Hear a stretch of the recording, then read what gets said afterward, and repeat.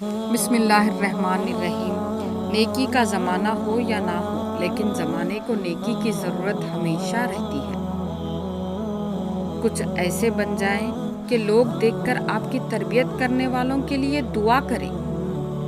بے وقوف کے سامنے خاموشی ہی اس کا جواب ہے، اس سے منہ پھرنا اس کی سزا ہے اور اس سے دور رہنا ثواب ہے۔ جہاں سے سیکھا جائے وہاں پر چالاکی کا مظاہرہ کرنا گستاخی ہے۔ زندگی کو ہمیشہ امانت سمجھو، یہ بہت جلد لے لی جائے گی۔ خاک سے بنے انسان میں اگر خاکساری نہیں ہو تو اس کا ہونا یا نہ ہونا بھی خاک ہی ہے۔ عافیت کے 10 حصے ہیں، 9 حصے خاموشی اور 1 لوگوں سے کنارہ کشی۔ کچھ لوگوں کو اللہ آپ کی زندگی سے رحمت کے طور پر نکال دے گا، پھر انہیں دوبارہ تلاش کرنا مت شروع ہو جاؤ۔ نیکی کرنے سے اللہ سکھ، چین اور راحت دیتا ہے۔ نیکی کرنے کی وجہ سے اللہ شفا دیتا ہے۔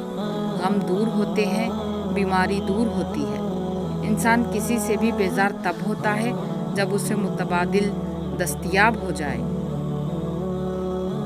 آسانی کا انتظار کرنا عبادت ہے، کیونکہ آزمائش ہمیشہ نہیں رہتی۔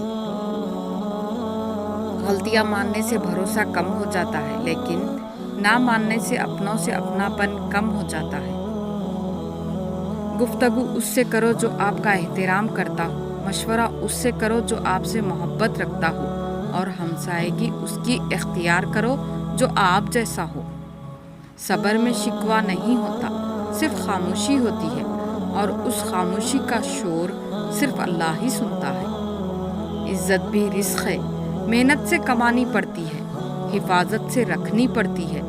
حلال مقاصد کے لیے خرچ کرے تو بڑھتی ہے، پست راستوں پہ لگائیں تو ختم ہو جاتی ہے۔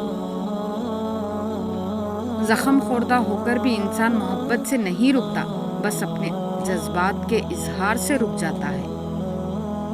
خلوص اور عزت بہت نایاب تحفے ہیں، ہر کسی سے ان کی امید نہ رکھو، کیونکہ بہت کم لوگ دل کے امیر ہوتے ہیں۔ زندگی کی بنیادی مہارتوں میں یہ بہت ضروری ہے کہ آپ کو علم ہو کس چیز کو نظر انداز کرنا ہے اور کس کو نہیں۔